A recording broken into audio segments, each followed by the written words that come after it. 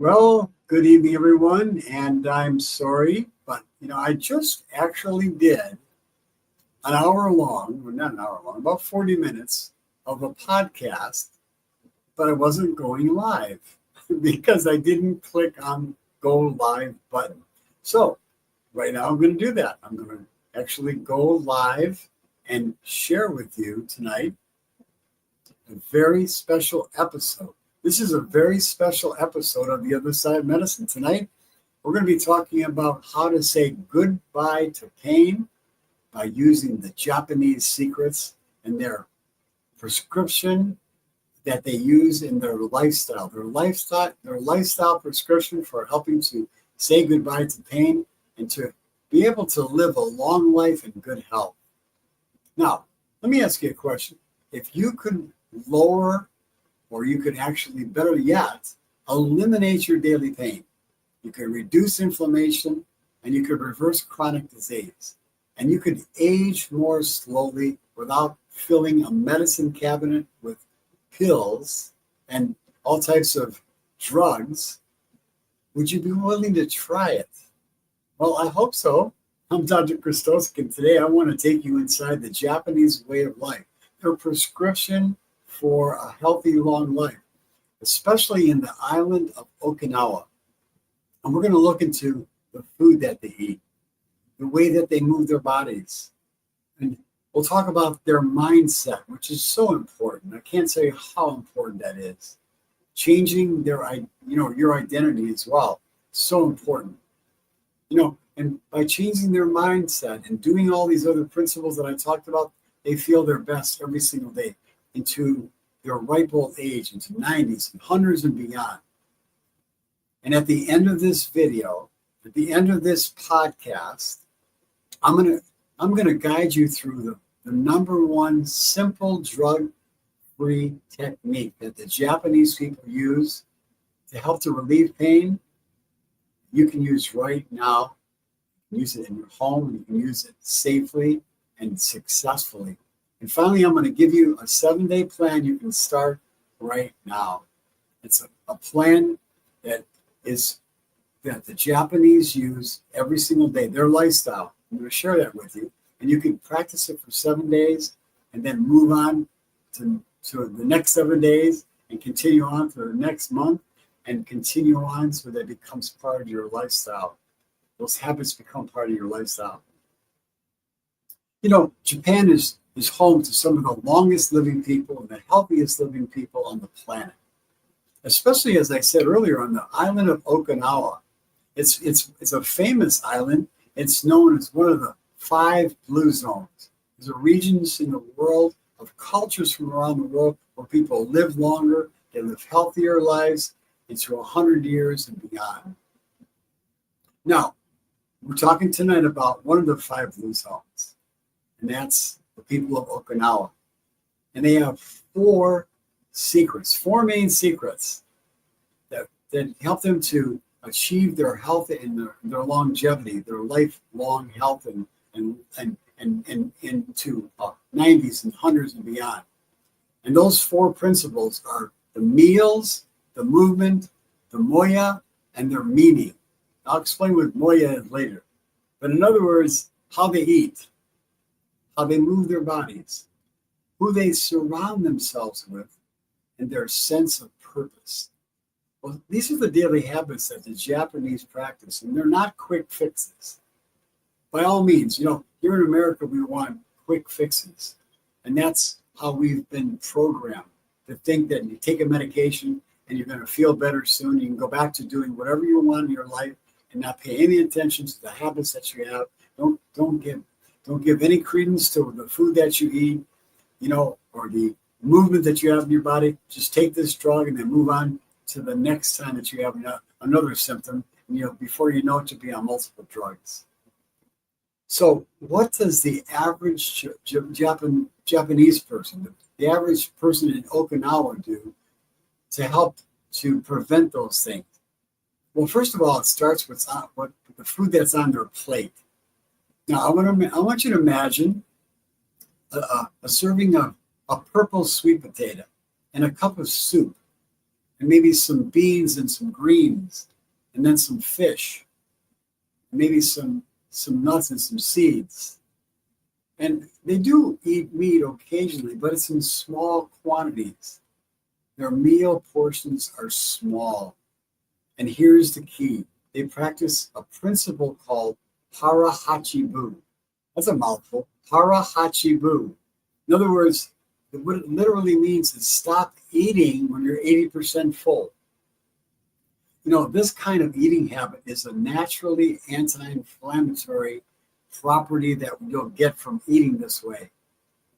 Now, they're going to, just by the way they eat, they get plenty of fiber every single day. And that's very important because fiber feeds the beneficial bacteria inside your gut. And the beneficial bacteria inside your gut, if they're healthy, are going to promote a healthy immune system because 70% of your immune system is inside your gut. So if you want to prevent, flus and colds and any kind of thing like COVID or any other kind of chronic serious illness that comes up, you want to definitely practice these principles that we're talking about, especially taking care of your gut. If you provide the gut the food that the bacteria love, the plant compounds, the compounds that are in plants are medicines, and the bacteria in the gut, they live on these compounds. They live on the fiber. And those compounds that are in plants also are medicines for us. We call them phytochemicals, and they act as medicines like polyphenols. And the Japanese people get plenty of these polyphenolic compounds, these medicines.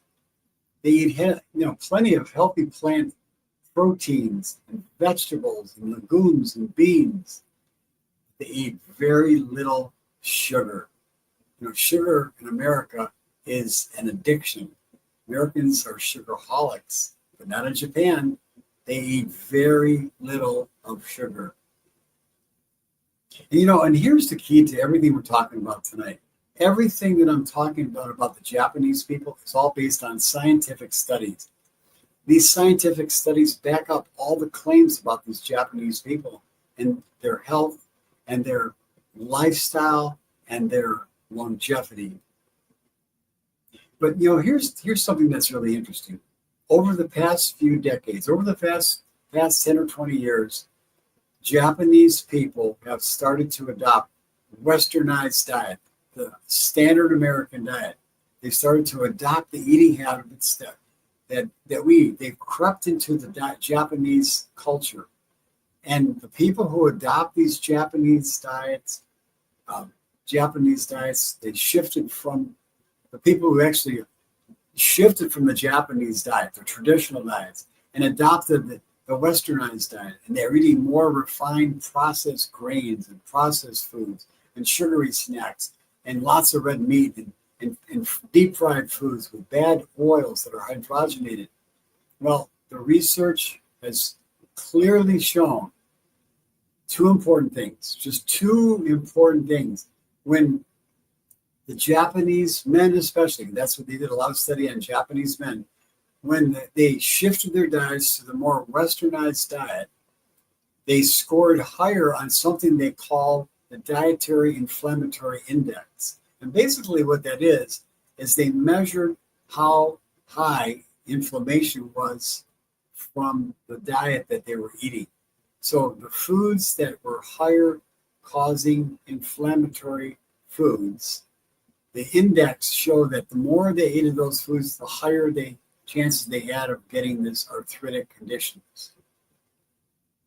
So when these men had higher levels of inflammation, their bodies started to have things like rheumatoid arthritis.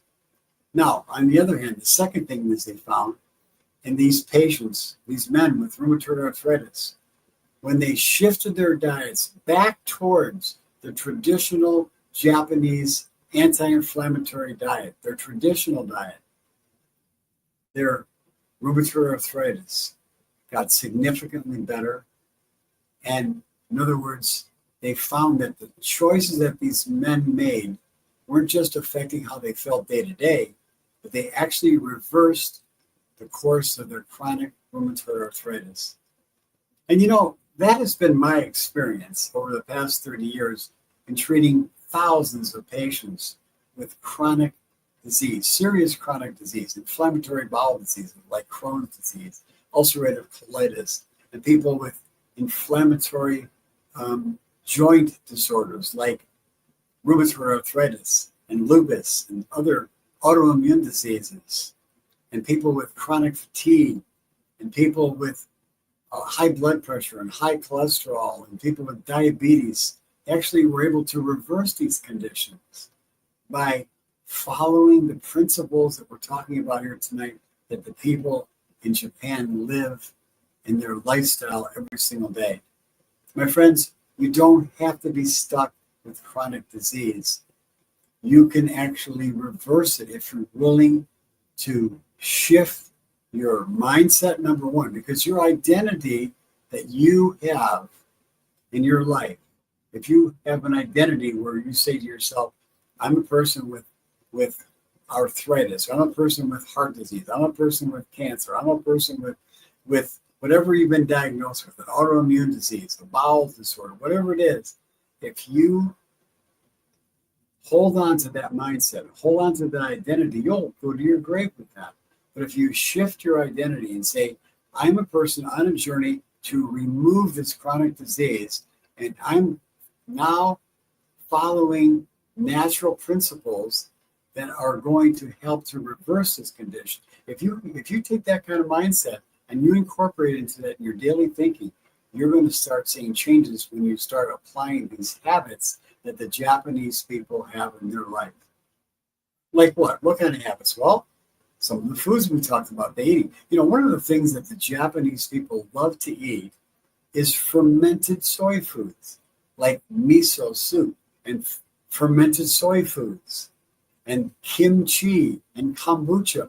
These are fermented foods and drinks that help to feed the beneficial bacteria, and they help to reverse chronic disease because the bacteria in your gut actually produce compounds, like one of them is called butyrate, which helps to reduce inflammation, which lowers the risk for pain and lowers the chronic incidence of pain, lowers the risk for getting things like heart disease and diabetes and cancer and all the other diseases are so chronic that people suffer with every single day. They're so riddled in the American population.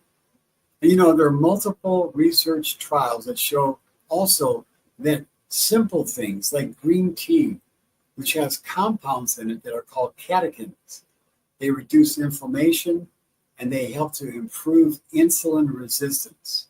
Now, insulin resistance is when your body pumps out insulin, but the cells are not hearing the message from the insulin to get the sugar inside the cells. So it's like the body's knocking on the door of the cells, but can't hear the knock. And so the body says, send out more insulin. That's insulin resistance. So the body sends out more insulin, and the insulin keeps on rising. And by the way, insulin actually stores fat in cells, stores fat in cells. So that's why we have people who are so obese in this country, because we have so much insulin resistance. So the point being is that people gain weight and they become obese because they have this condition called insulin resistance. But green tea and its compounds in it help to reduce the incidence of insulin resistance, which is a wonderful thing. Just a simple food becomes a medicine. And that's how food literally becomes medicine. Now, here are some of the staple foods that the Japanese have in their traditional diets. As I mentioned, they love to eat whole foods, like sweet potatoes, like purple sweet potatoes. They love to eat purple sweet potatoes in Okinawa. And I don't know if you've ever had a purple sweet potato, but they're absolutely delicious. And there's probably about 4 to 5 different colors of sweet potatoes. If you can't find them in your local supermarket, then go to Whole Foods, because they've got all the different colors of sweet potatoes, including the purple sweet potato, the orange sweet potato, the white sweet potato, the sweet potatoes that are so filled with so many wonderful plant compounds. And by the way, make sure you eat the skins of the sweet potato. Don't throw those away. They have plenty of fiber in them and plenty of natural compounds that are outside in the skin. So the Japanese love colorful fruits and vegetables. And those fruits and vegetables, once again, they feed the beneficial bacteria, which then again, in turn, those bacteria make compounds to help to heal our body. And then again, Japanese people like fermented foods, like I said, the miso and the kombucha and the kimchi. Now, you don't have to just stick with the Japanese foods for longevity. Remember I talked about the blue zones, the 5 regions of the world, the healthiest populations, 5 cultures. They have a lot of different foods that are different from what the Japanese eat. The Japanese eat seaweed, and they get minerals from those, and they get prebiotic fibers from that. They eat sushi. You may not like sushi, but if you eat similar fruits and vegetables that have compounds in them in different areas of the world, like the Mediterranean diet, you could have foods that you'll enjoy that are delicious and that you're more familiar with. You could have foods like whole grains and pasta, and you could have foods that are filled like with the compounds that are in tomatoes and eggplant, and you could eat the olive oil, and you could have fish like salmon and tuna and cod and sardines. And, you could eat the foods from different parts of the world that have delicious tasting foods that are loaded with these phytochemicals. So the Japanese are one culture, but there are many cultures that have traditional foods that are very healthy for you. Now, beans and legumes, they're a staple for people around the world. So people in the Mediterranean, they eat beans on a regular basis. People in Japan, they eat beans on a regular basis. People in Costa Rica, which is another blue zone, they eat beans on a regular basis. People in Greece, which is another blue zone, they eat lentils and beans as well. And so the people from the Seventh-day Adventist community in Loma Linda, that's another blue zone region. They eat beans and legumes on a regular basis. So you can make different recipes to get these compounds that are in plants and get the benefits of those medicines inside the foods. Again, eating small fish is what the Japanese do. They eat tofu. They eat, fermented tofu. And that's how they get their protein, by the way. You don't need to eat meat all the time. The people in Japan eat small quantities of meat if they eat it. Now, the beauty is that these simple foods, again, they act as powerful medicines. Now, let's shift away from foods right now, and let's talk about how the Japanese people move. In Japan, people walk everywhere. They walk to the train, they walk to the store, they walk upstairs, they walk on hillsides. Walking to them is not an exercise, it's life. In research from Japan, studies show that people who walk more live longer, they have lower risk of chronic diseases, and they really have less pain, significantly less pain, or no pain at all. And they go to their graves without pain. In Okinawa, the people squat, they garden, they sit on the floor, they do Tai Chi. It's a wonderful, gentle form of exercise that the Japanese do. So these natural movements keep your joints strong and your connective tissue flexible, and that helps to reduce pain. So food and movement, though, they're not the only secrets for the Japanese people. One of the biggest secrets is the mindset. mindset plays a huge role in health and longevity. And the Okinawans practice what's called Ikigai. Ikigai, that's a reason to get up in the morning. It literally means a reason to get up in the morning. And there are large research studies out of Japan that show that people without Ikigai have a higher risk of death from all causes of mortality, including heart disease. So when you have a reason for living, a purpose, you get up every morning with that purpose. If you dig deep enough, you could find a purpose for your life. Maybe it's helping other people. That'd be a great purpose, and really just finding a purpose in your life. That is going to really help to reduce the incidence of chronic disease and help to reduce pain as well. And there's what we call the last thing called Moya. That's a lifelong social groups that people in Japan connect to. They connect to social groups, family and friends that support and encourage each other. That helps to reduce stress. It helps to reduce inflammation and reduce pain. Because stress, my friend, makes pain worse. And when you have purpose and you're connected to other people, that calms your biology of pain down. Now, let's bring in something that's very important to every Japanese individual. And that's the use of what they call shiatsu, or finger pressure point therapy. Pressure point therapy is what the Japanese people use to help to reduce pain, instead of just grabbing a pill for every single time we have a headache or a back pain or a neck pain or a shoulder pain or a knee pain. And these trigger points are pressure points that you apply to specific points on the body.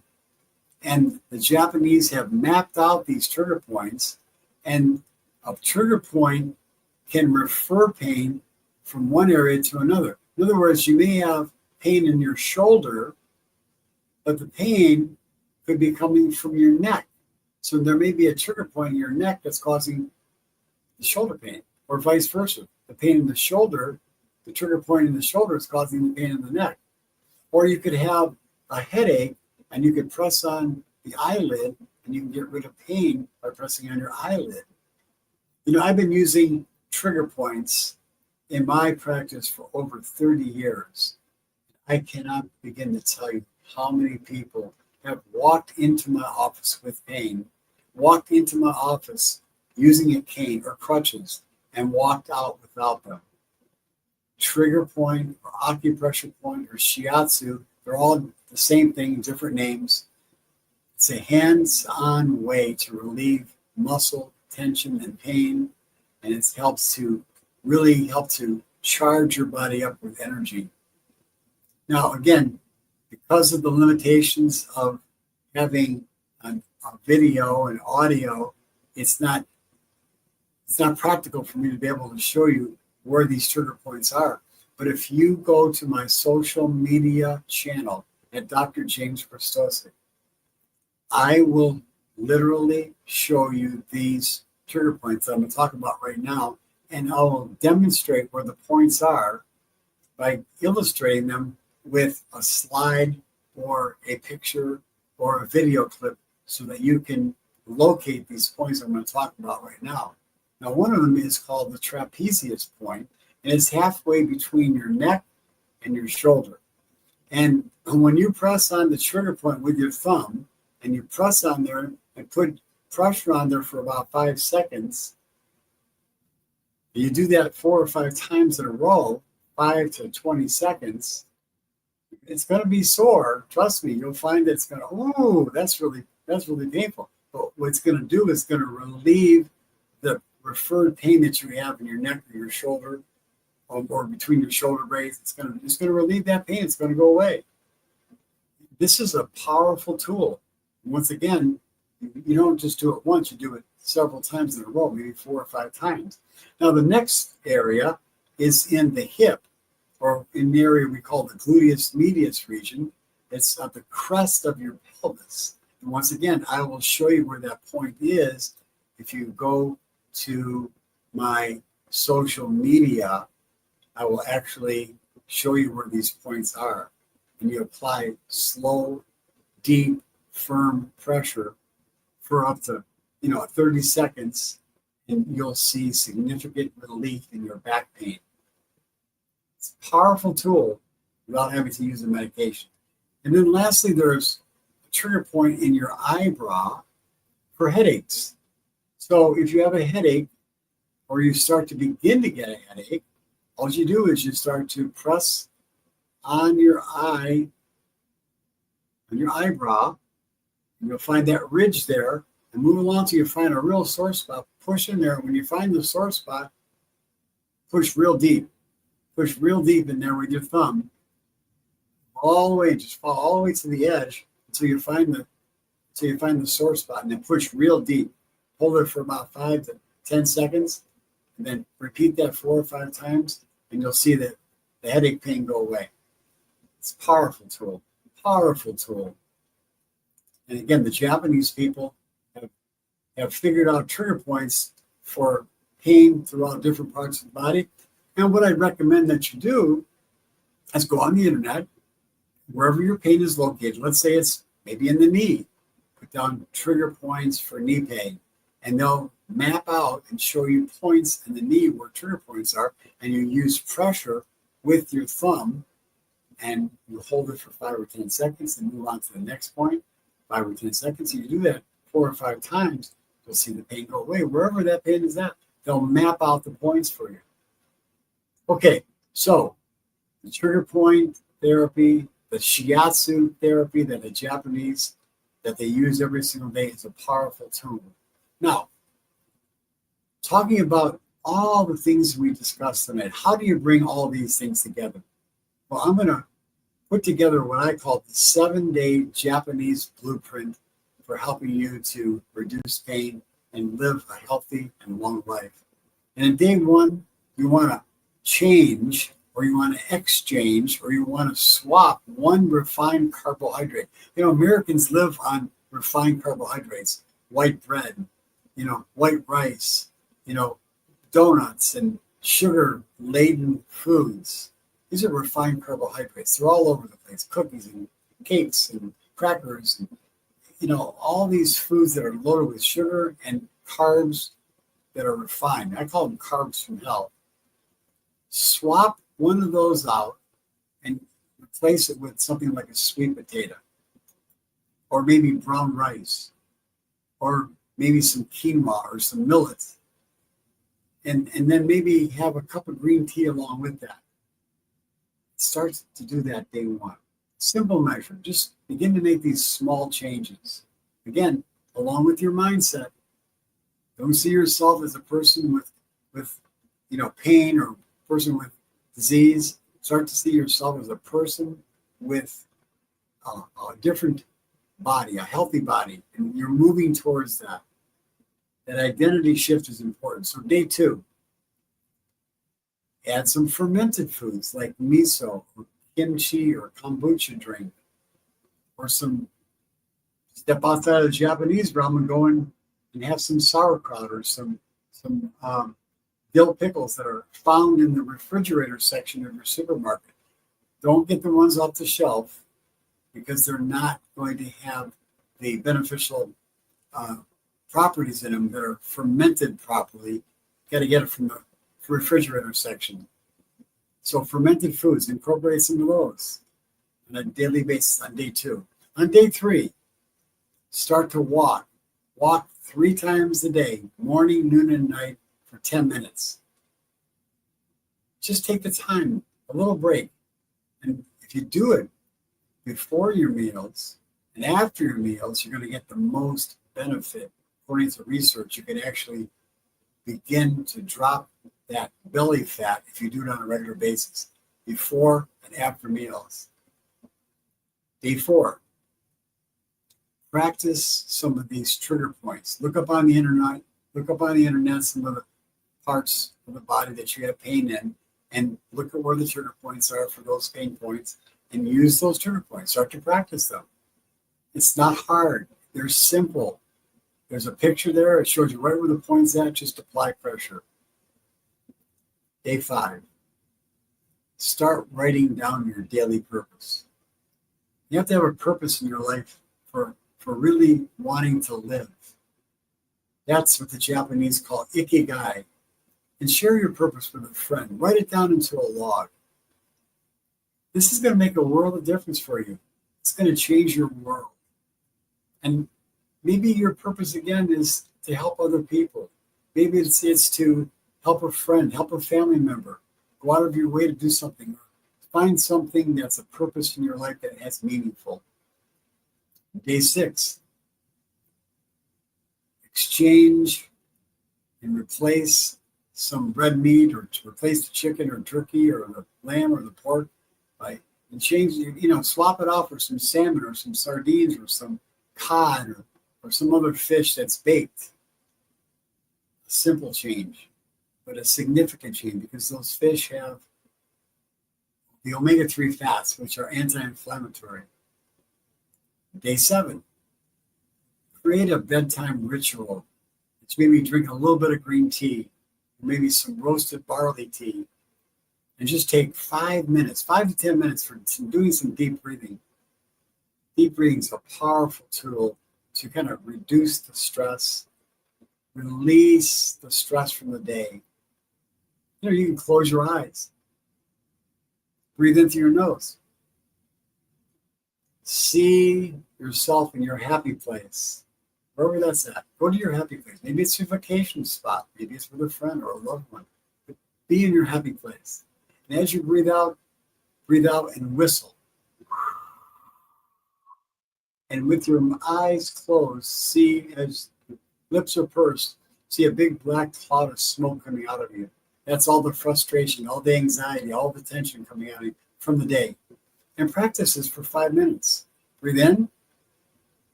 Breathe out, and use your imagination. Again, this is a powerful tool that very few people do. When you start practicing it, you start doing it on a daily basis, you're going to start seeing a world of difference. Now, if you stack up these little changes that I'm talking about here today, you're going to notice that your inflammation in your body, your pain in your body is going to start to come down. You're going to have more energy. You're going to have clearer thinking. You're going to start just feeling overall better. So there you have it. The Japanese blueprint for health, for long life. Simple food, natural movements, mindset shift, an identity shift, a touch of trigger point, shiatsu trigger points. Use those every single day. Small daily rituals to help you to really make a difference in your life, and to help to release tension and include and incorporate positive thoughts. If you try this just for a week, I promise you, it's going to lead you to the next week and the next week. And you're going to have less pain, more energy. And if you keep going, you're going to build these habits over time, and they're going to help to reduce pain, and you're going to start seeing chronic disease begin to slowly melt away, especially if you actually get to a doctor who understands these principles. Whether it's me or somebody else, to me it's irrelevant. I'm here to help you. If you come to me, that's fine. I'd love to help you. And I've helped over 20,000 people with these principles. And we have specific tests that we do to help to identify the underlying root cause of illness. These are definitely different tests than the standard doctors do, because they're looking for, symptoms that you have, but they're not looking for underlying root causes.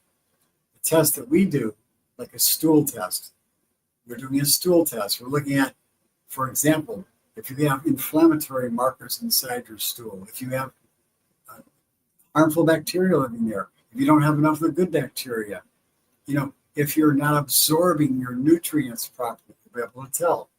If you have toxins inside your gut, we'll be able to tell. We do blood tests for delayed food allergies. So this is entirely different than what allergists does. Allergists test for immediate allergies. Those are the type of reactions that if you eat a food or you're exposed to something in the environment, like a pollen, or you get stung by a bee, you have an immediate reaction within the first half hour to an hour. The delayed response is what I test for, because that's more insidious.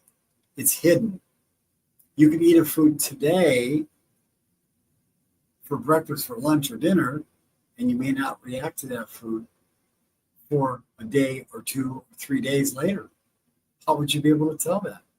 Well, chronic symptoms will manifest, chronic disease will manifest and will continue to perpetuate, and the inflammation from that will continually to build up over time because you keep on eating those foods every day, and unbeknownst to you or your doctor, you're eating these foods and they're causing chronic inflammation. When we test you and do a blood test, we test for over 184 foods. We identify the foods that you're reacting to, and we keep them out of your system for just 3 months. And then we put them back in on a rotation basis. So you'll be able to eat them again. But we clear out what's called antibodies and the inflammation that goes along with it. And then your symptoms, your chronic disease starts to just melt away. Yeah, so there's a lot of other tests that we do. We test for nutrients. We test for 31 different nutrients, not just, iron or calcium or magnesium, potassium or sodium. We test for 31 different nutrients. And you could be missing any one of those nutrients, and it could be blocking chemical pathways in your body that don't allow your body to heal itself. We have many other tests that help to find the root causes of your problems. So whether you have, an inflammatory bowel disease, whether you have heart disease, or whether you have autoimmune disease, or you have, dementia or Alzheimer's, there is hope, and there is a way to reverse those things by getting to the root cause, by finding the underlying principles, the underlying cause. What is causing that condition? So, my friends, if you found this podcast beneficial, I encourage you to come back next week. We have guests on this podcast as well. It's not just me always talking and rambling on. We have experts from around the world who are functional medicine doctors and researchers sharing with you the latest science-backed information, because everything we do on the other side of medicine is all based on evidence, science-backed natural medicine. So, if you'd like to follow me on social media, go to Dr. James Christosik. I post 2 videos every day. I provide science-based natural remedies to help you and your family to not only prevent disease, but to reverse disease. And then last but not least, I have a community that is called the Gut 911 Prescription Community, the Gut 911 RX Community. And this is a group of people just like you who are in the group to support each other, to help each other, to share with each other, and to encourage each other, and to learn from me, and to get resources from me. And it's free right now for the first 100 people. So take advantage of it. Again, a community of people that are like-minded is what the Japanese people do in their life. And that's one of the main reasons why they live such a long life, because they have this community, this supportive community, helping each other, experiencing the joys of life, the hardships of life, and encouraging each other to do healthy things. And that's what we do in the Gut 911 RX community. So join us and take advantage of that community. So, once again, my friends, we're here every single week here on this podcast. Dr. James Christosik, on social media, on YouTube especially, I post 2 videos per day. Take advantage of those things. And I really appreciate it if you would like the videos, you would subscribe to the channel. It would really help me out to help to reach more people. Because my passion in life is to help as many people as I can to experience the benefits of natural medicine. and to help people to live a long life, and they can live independently healthy. So until next week, until tomorrow, actually, I'll be on social media. Here's to your health.